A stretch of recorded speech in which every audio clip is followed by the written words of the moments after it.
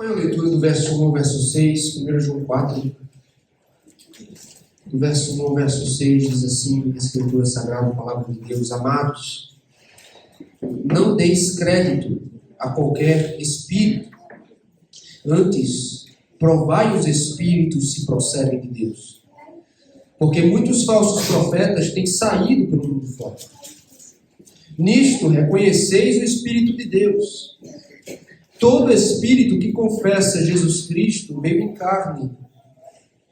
Que Jesus Cristo veio em carne é de Deus. E todo espírito que não confessa Jesus não procede de Deus. Pelo contrário, este é o espírito do anticristo, a respeito do qual tendes ouvido que vem, e presentemente já está no mundo. Filhinhos, vós sois de Deus, e tendes vencido os falsos profetas, porque maior é aquele que está em vós do que aquele que está no mundo. Eles procedem do mundo. Por essa razão, falam da parte do mundo, e o mundo os ouve. Nós somos de Deus. Aquele que conhece a Deus nos ouve. Aquele que não é da parte de Deus não nos ouve. Nisto reconhecemos o Espírito da verdade e o Espírito do erro. Ó Senhor, ajuda-nos neste momento. Dá-nos iluminação da tua parte. Que o Espírito da verdade nos guie ao conhecimento da verdade. Fala-nos e nos dá corações dispostos a te atender. Que eu e meus irmãos sejamos abençoados com concentração, com interesse, com desejo, Deus, pela tua palavra. No nome de Jesus. Amém.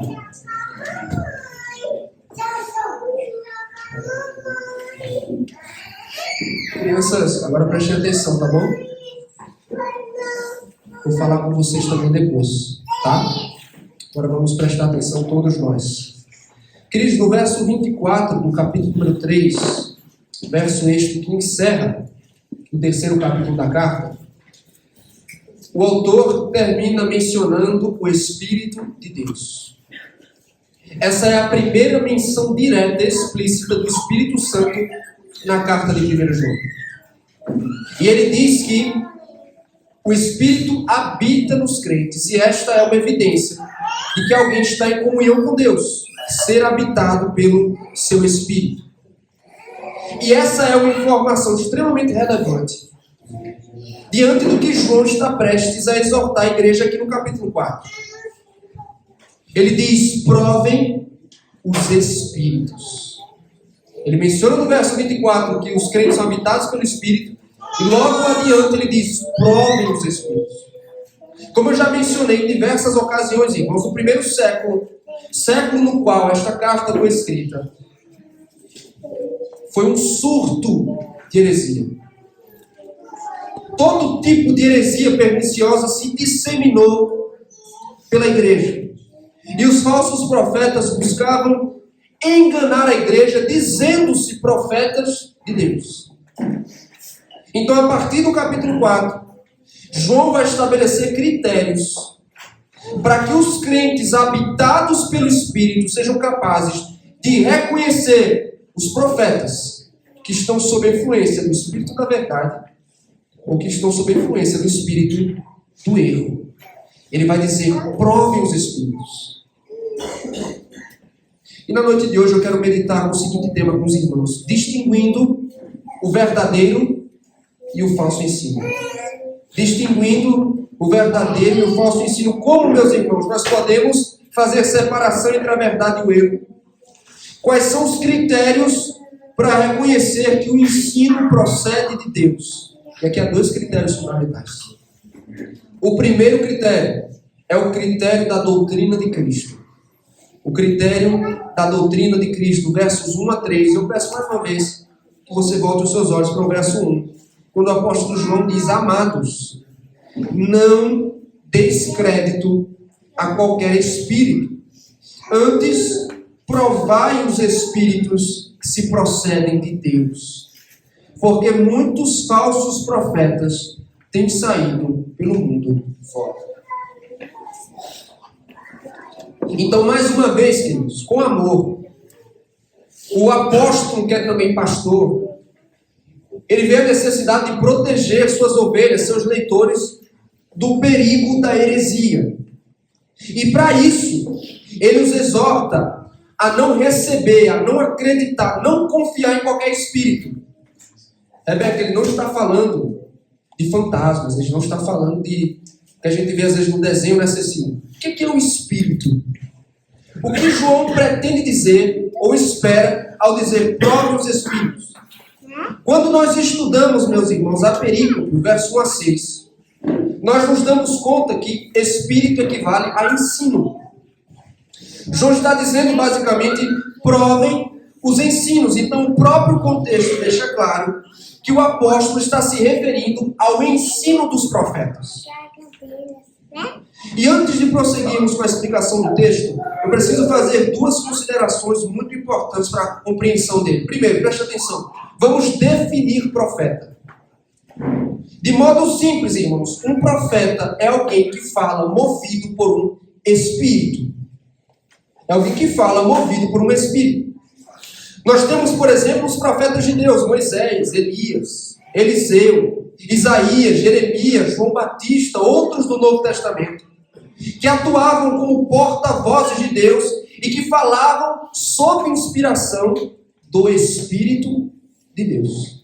Portanto, a mensagem lhes era dada pelo próprio Deus, que por meio da boca do profeta anunciava uma mensagem ao seu povo. E geralmente os profetas de Deus eram conhecidos pela típica declaração profética, assim diz o Senhor. E essa declaração indica autoridade. E indica também que a mensagem é de origem divina. Então os profetas, queridos, eles foram meios usados por Deus para o processo de revelação de si mesmo. O que se conhece de Deus só é possível conhecer porque Deus se dá a conhecer por revelação. E Deus revelou a si mesmo sua redenção, sua vontade por meio de profetas.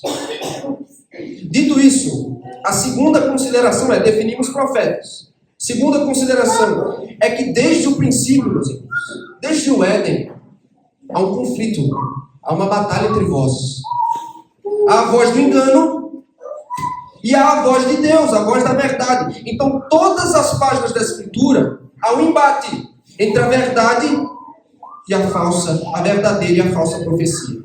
Então, quando nós caminhamos, por exemplo, por eventos significativos do Antigo Testamento, você vê, por exemplo, no livro de 1 Reis, Elias enfrentou os profetas de Baal. Você tem ainda em 1 Reis, Micaias, que enfrentou 400 profetas de Acabe. Jeremias, Ezequiel sofreram oposição de falsos profetas do seu tempo. E quando chegamos ao Novo Testamento, não há distinção, não tem diferença o contexto. Por quê? Porque este era um contexto do Novo Testamento onde Deus ainda se revelava de modo autoritativo, inspirado por meio de profetas.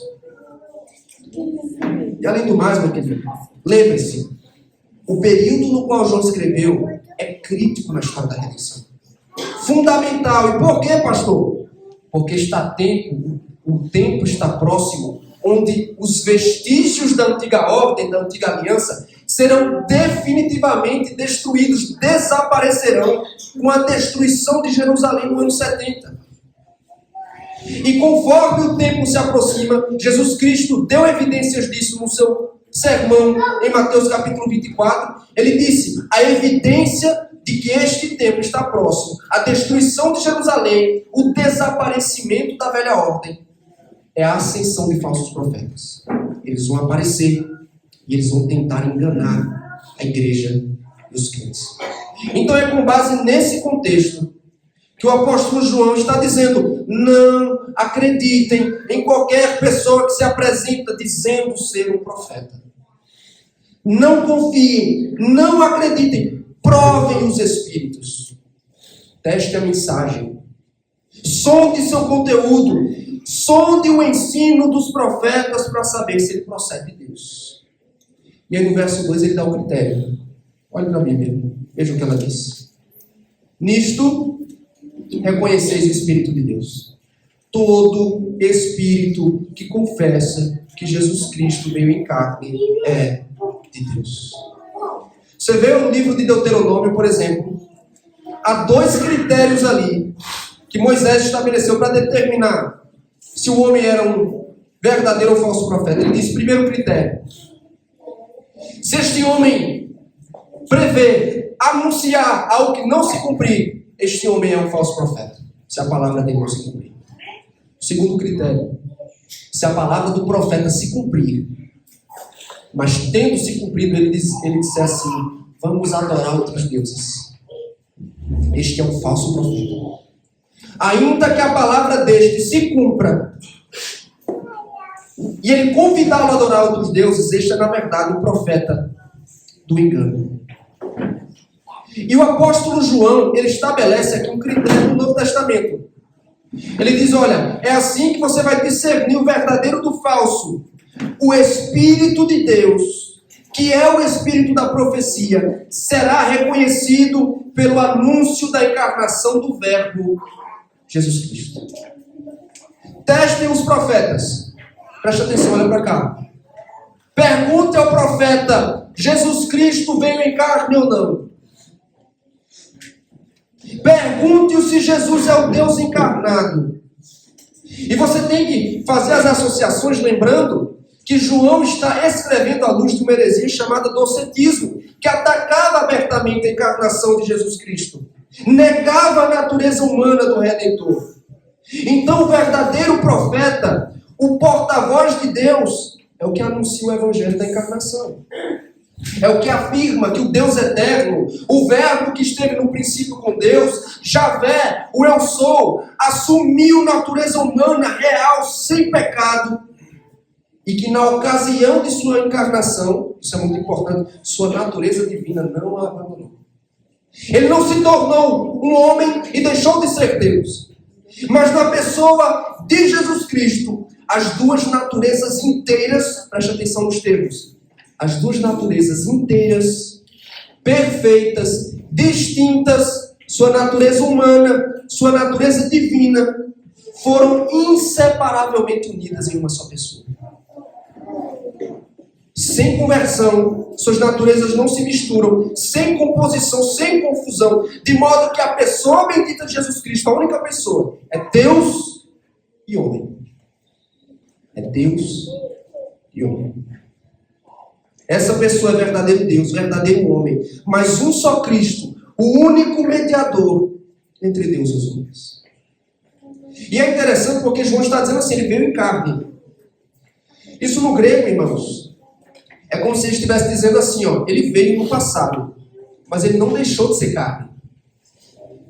Ele veio em carne, ele continua a ser. Ou seja, Jesus Cristo, ele não simplesmente assumiu uma natureza terrena por ocasião de seu ministério, uma natureza humana, perdão, mas que desde sua ascensão e eternamente, Cristo será o Deus homem para sempre. Ou seja, ele não se despiu da humanidade, ele foi assunto aos céus e ele se despiu, não. Ele foi e continua a ser o Deus homem, o Senhor Jesus Cristo. Então, o Espírito Santo, irmãos, o Espírito da verdade, revela a glória da pessoa de Cristo. Então, todo profeta que anuncia o Deus homem, manifestado na carne para a salvação dos pecadores, João diz, este é o verdadeiro profeta. Esta mensagem provém de Deus. Aí no verso 13 ele apresenta a contraparte. E todo espírito que não confessa Jesus não procede de Deus.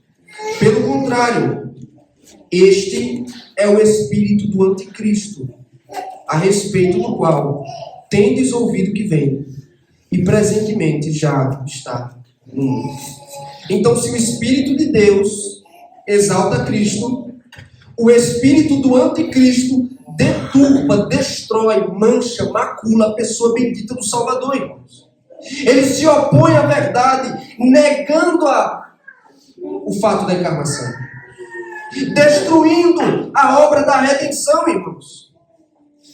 E negar isso, negar que Jesus Cristo veio em carne, é fazer o equivalente do que os profetas faziam no Antigo Testamento, os falsos profetas. Vamos adorar outros deuses. vamos adorar outros deuses. Porque os falsos profetas, ao anunciar o falso Cristo, eles estão convidando os crentes do primeiro século a adorar um Deus pagão, que não o verdadeiro Deus. Esse é o espírito do anticristo, meus irmãos. A marca característica da humanidade organizada em hostilidade contra Deus e contra o seu ungido.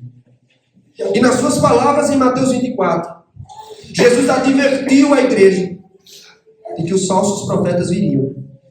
E que já neste tempo, primeiro século, eles já estavam presentes, disseminando as suas heresias. Então vamos à primeira aplicação do texto. Preste atenção. Seja criterioso quanto aos ensinamentos. Seja criterioso. Então, para usar a linguagem do texto, não dê crédito. Não confie, não acredite em qualquer ensinamento, em qualquer mestre que se diz de Deus. Porque o espírito do erro, meus irmãos, está solto no nosso mundo. Ele abocanha. Ele prende. Muitos em nosso mundo. Então você está vulnerável, a não ser que você esteja disposto a sondar os espíritos, ou seja, a provar a mensagem que é anunciada. Sondando a mensagem e o mensageiro. E no livro de Atos, no capítulo 17, é dito que Paulo e Silas pregaram numa região entre os gentios chamada Bereia. E Paulo e Silas estavam pregando na sinagoga e aquelas pessoas estavam examinando o ensino de Paulo à luz das Escrituras. Eles comparavam o que era dito por Paulo, com a Bíblia, para ver se batia com o que estava escrito nos livros. É como vocês devem proceder, é como nós devemos fazer, Deus. E eu não digo que você tem que ser não ensinável, você tem que ser resistente, avesso, insubmisso ao ensino. Eu não estou dizendo isso. Eu estou dizendo que você não pode ser ingênuo. Porque nem todo mundo que se diz eu sou um mensageiro de Deus carrega consigo o Evangelho.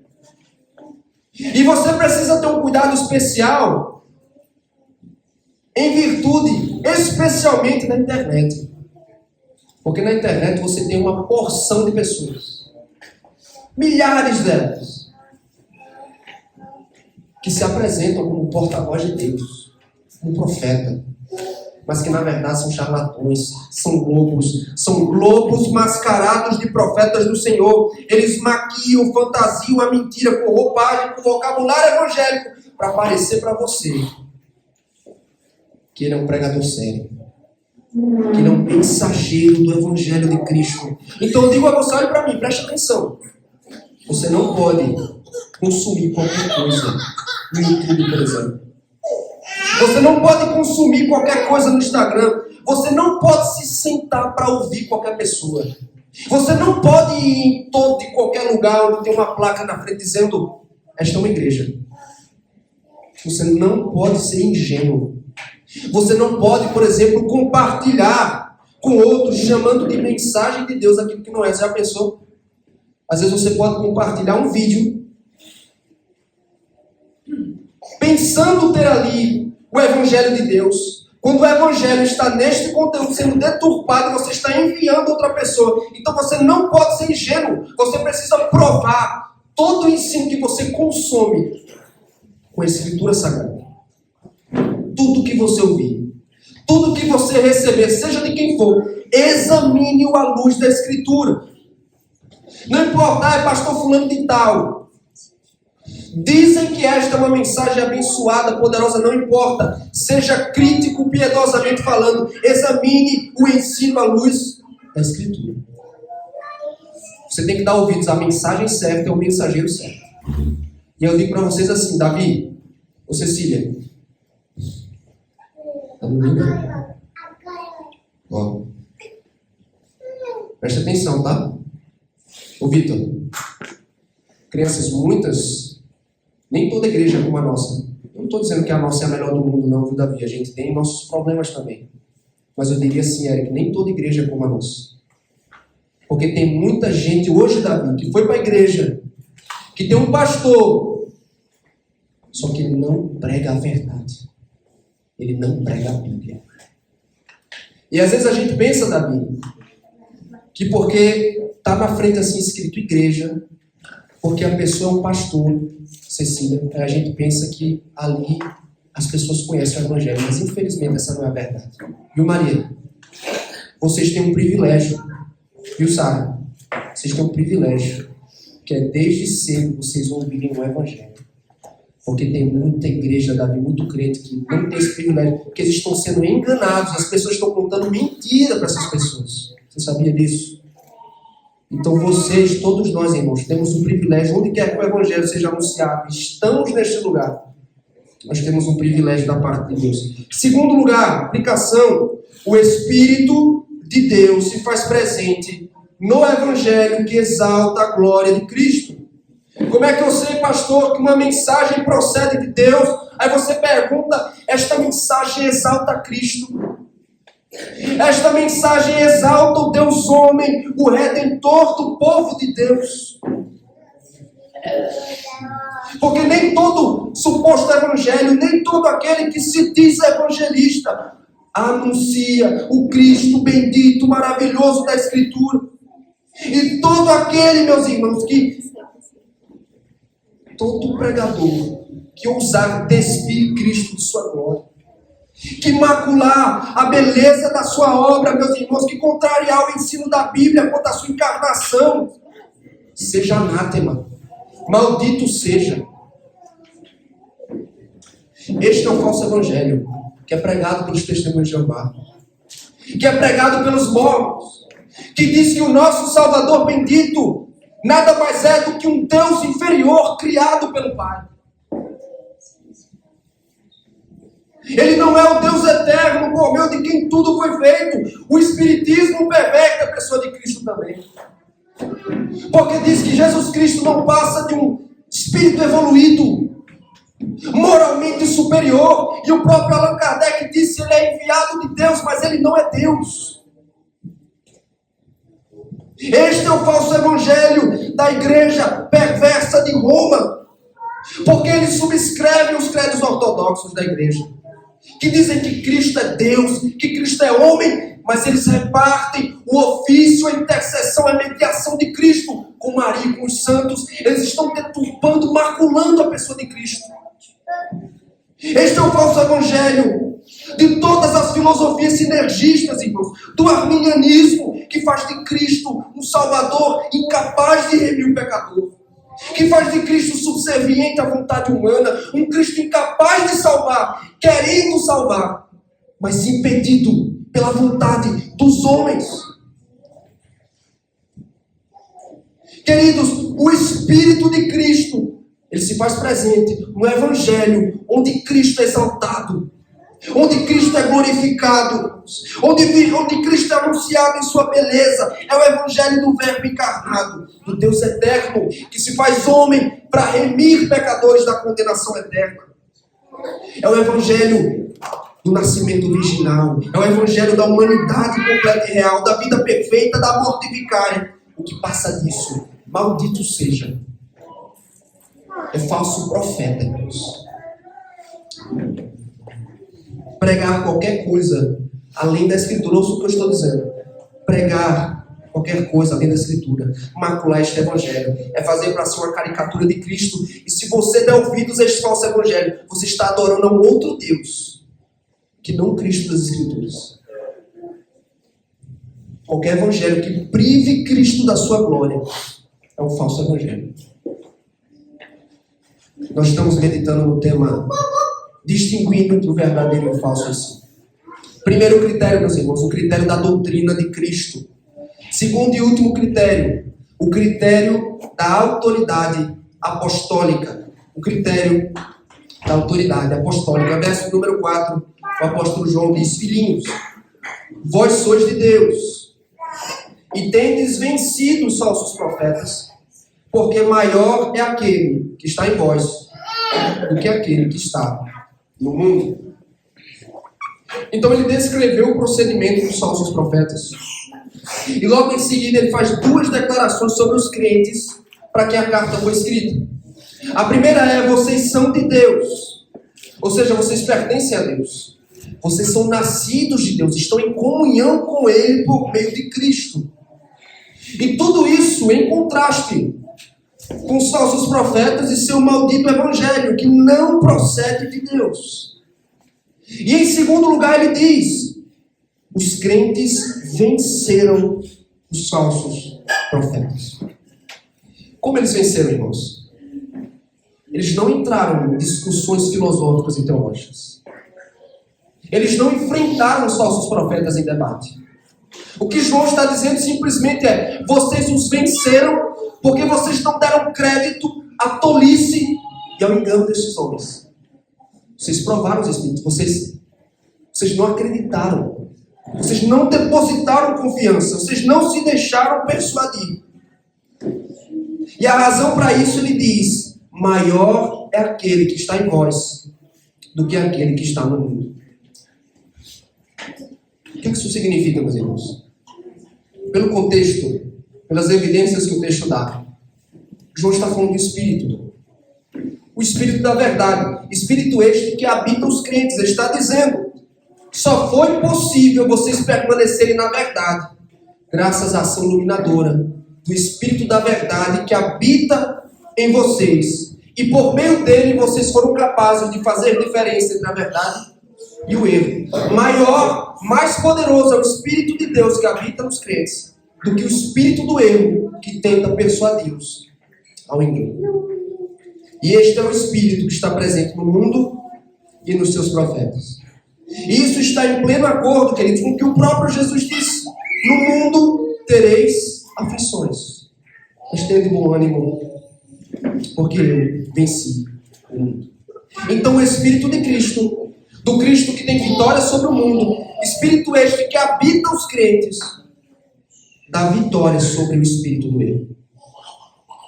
E ele diz no verso 5: eles procedem do mundo, por essa razão falam da parte do mundo, e o mundo os ouve.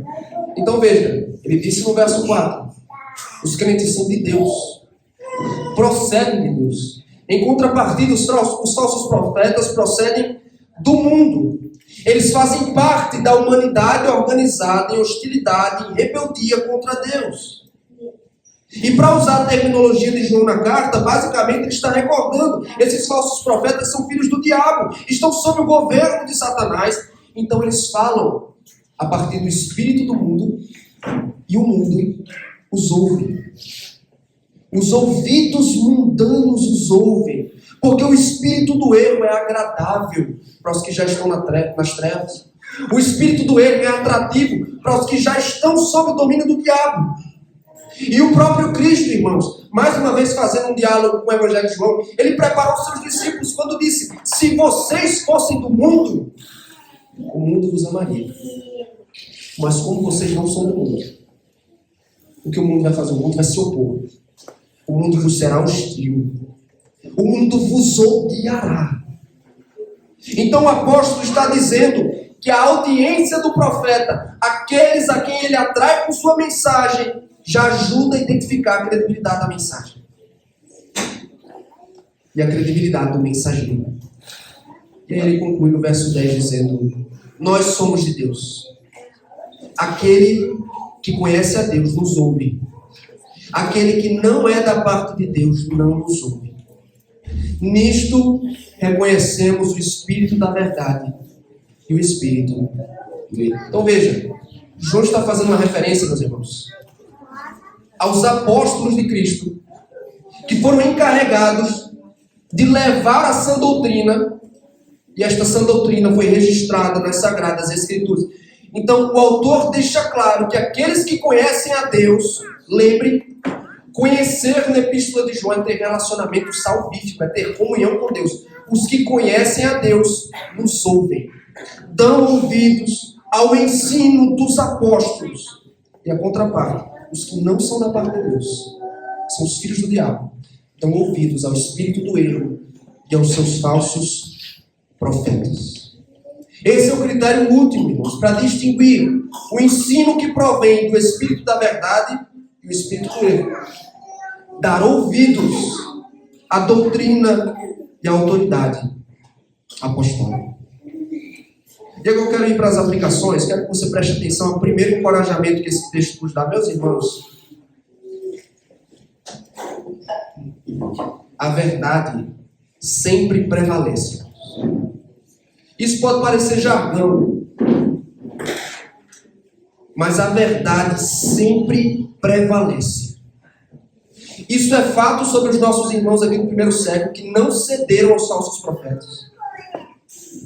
Mas isso é verdade também, meus irmãos, em todas as eras e contextos. Esta não é uma simples expectativa, não é uma utopia, não é uma ilusão humana, mas uma garantia que nos foi dada pelo Deus que não pode mentir. Sua verdade prevalecerá. Cristo venceu o mundo. A verdade de Cristo vai triunfar, prevalecer sobre a mentira, sobre o erro, sobre a heresia. Toda inverdade cairá por terra. Toda inverdade. E recentemente, meus irmãos, nós, não sei vocês, mas eu particularmente sofri muito com a morte do nosso irmão batista, o Charlie Kirk, nos Estados Unidos, figura pública, um dos líderes do movimento conservador naquele país, mas acima de tudo, queridos, um cristão batista, um crente, um homem que não temia posicionar-se a favor da verdade, mesmo diante de uma plateia hostil. Ele permaneceu firme em defesa da verdade. Ele foi brutalmente assassinado. Sabe por quê? Porque a lógica diabólica do mundo é assim: se nós calarmos o mensageiro, a mensagem será silenciada. Mata o mensageiro e você silencia a voz da verdade. E se necessário, os ímpios estão dispostos a chegar a meios extremos como esse. O problema, meus irmãos, é que a hostilidade, a opressão, a morte em última instância, nunca são suficientes para silenciar a voz da verdade. Essa é a estratégia de Satanás, meus irmãos. Se matarmos Jesus o Nazareno, diziam os judeus, se matarmos este homem, enterramos em seu túmulo sua mensagem, sua influência. Depois a lógica era: matemos Pedro, martirizemos Paulo, vamos sumir com os apóstolos, sua mensagem vai ruir. E depois Roma mobilizou todo o seu império, todo o seu poderio para silenciar o evangelho do reino. E a história diz: de nada adiantou, meus irmãos. Porque o evangelho do reino é como uma semente de mostarda que cresceu, tornou-se uma árvore frondosa, espalhou-se pelos 4 cantos do mundo, século após século. Inimigos se levantam para calar a voz da verdade. E em nosso tempo, meus irmãos, se vê a pressão do islamismo, do maldito comunismo, das ideologias de gênero, toda sorte de vãs filosofias que abrem fogo contra a verdade de Deus, atacam abertamente seus absolutos, pervertem o seu evangelho. Mas por mais que o diabo, por mais que suas hostes se oponham a Cristo, o Cristo vitorioso que triunfou sobre o mundo, fará sua verdade prevalecer. O que isso significa para nós, meus irmãos? É que você, cristão, você não tem que ter medo. Você não tem que ceder e se entregar a espírito de covardia. Você não tem que se permitir. Você não pode permitir que o mundo esmoreça a tua fé ou faça desanimar. Não tema posicionar-se a favor da verdade. Defenda o evangelho com unhas e dentes. Erga a escritura como sua bandeira. Tenha certeza de que a voz da verdade nunca será silenciada. Cristo calará a mentira. Cristo destruirá a voz do engano de uma vez por todas. Não importe a força, a hostilidade, a opressão, os números do mundo. Cristo triunfará, calará toda inverdade. A verdade é a prevalecer. Segundo lugar, guarde os seus ouvidos, meu irmão. Guarde o seu coração dos falsos profetas deste mundo. Você tem aqui um critério fundamental para identificar um pregador mundano. Quem esse homem atrai? Quem o ouve? Qual é o tipo de pessoa que se atrai por sua mensagem? E você precisa saber que os pregadores mundanos são conhecidos por pregar um evangelho que cultiva autoestima ao invés de arrependimento. Um evangelho que agrada ao invés de ofender, que deturpa o caráter de Deus para torná-lo mais palatável, mais atraente. A pós-modernidade, as pessoas do mundo, é a pregação que ignora o pecado. É a pregação do amor que faz vista grossa quanto ao pecado. É a pregação do não julgueis. É o evangelho de um Jesus que morreu para realizar teu sonho, para te fazer próspero, para conceder vitória nesta vida. E a pergunta é, qual tipo de audiência que esse tipo de mensagem atrai? E aí nós pensamos em termos mais objetivos. Irmãos, o que dizer de um pregador que tem seus sermões, suas apresentações publicadas na Netflix?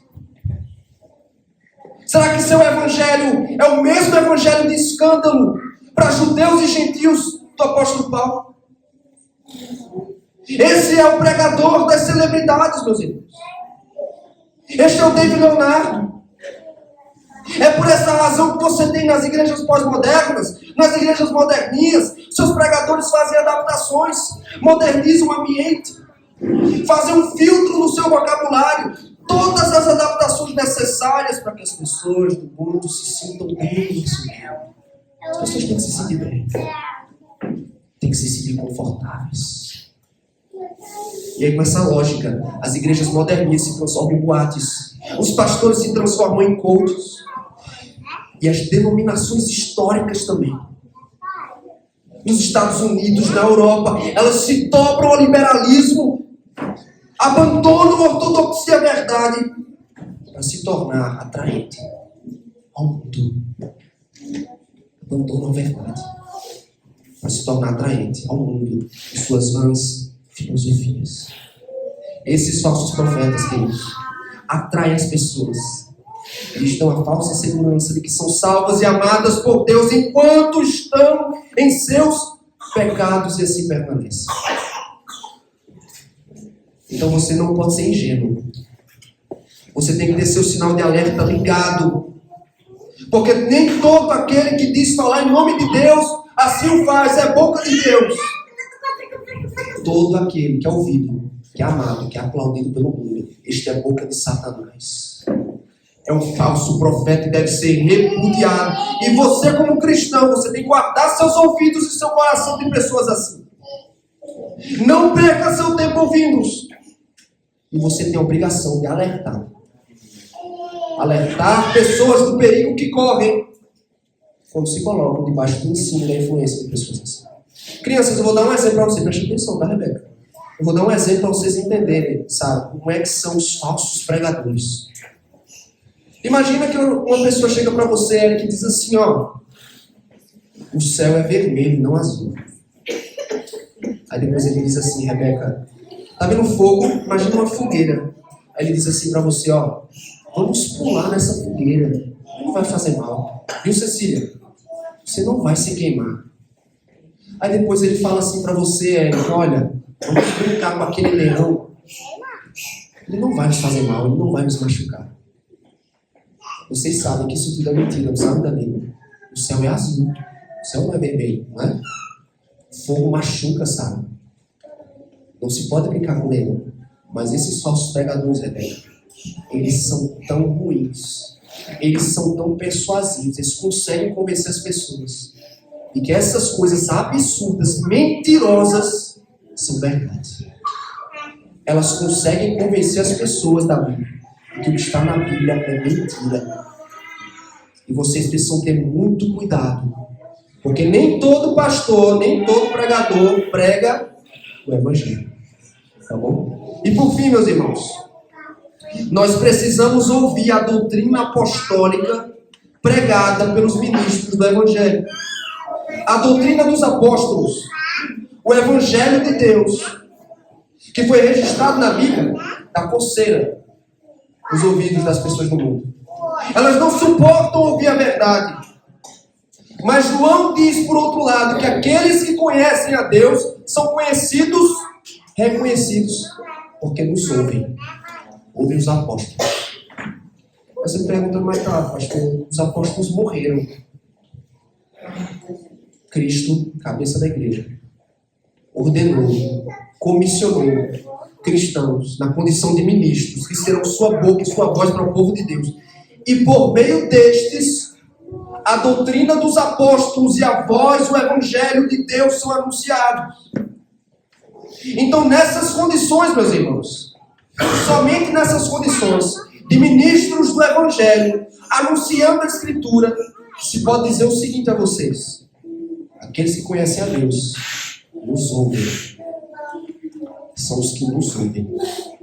Os que estão em comunhão com Deus são os que ouvem os ministros do evangelho que pregam a doutrina dos apóstolos. Então, qual é a sua obrigação, cristão?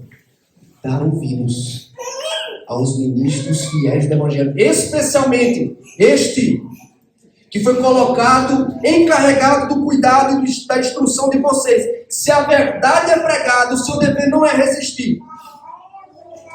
Seu dever é acatar, submeter-se, receber a verdade.